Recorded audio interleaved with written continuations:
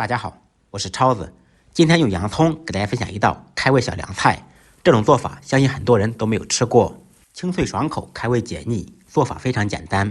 这道菜还有一个特别好听的名字——皮辣红。皮指的洋葱，辣指的辣椒，红指的西红柿。先把洋葱对半切开，准备一盆清水，放入2小勺盐，用筷子搅拌，使盐化开。切好的盐水放入洋葱当中，这样洋葱切的时候就不会辣眼睛。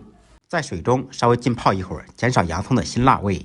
洋葱浸泡好以后，切洋葱也是有技巧的。切洋葱时横刀切，也就是逆着洋葱的纹理切，这样切的洋葱吃起来更加爽脆。切好以后，把洋葱抖散放入盆中。这个时候先不要着急拌，放入1小勺白糖，用我干净的小手搅拌均匀，稍微腌制一会儿。先用白糖腌制，可以减少洋葱的辛辣味。利用腌制的时间处理一下其他的配菜。尖椒洗净，把籽去掉，一推一拉就完美解决了。从中间片开，用刀轻轻地拍一下，这样腌制的时候尖椒更容易入味。斜刀把尖椒切成细丝，不要求切得有多细，但是最好粗细均匀。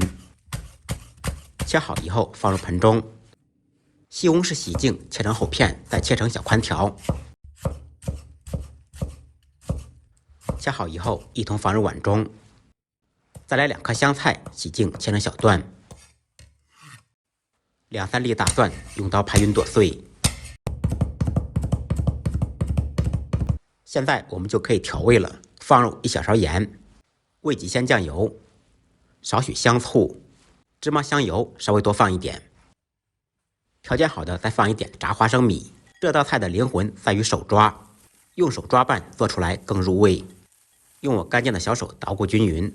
一道爽脆、开胃又解腻的凉拌洋葱就做好了。这道菜用料简单，营养丰富，经常吃还有降血脂的功效，对身体有大大的好处。学会的朋友可以试着做一下，不好吃您骑着自行车来找我。感谢朋友们支持点赞，再忙再累记得按时吃饭。下期视频见，拜拜。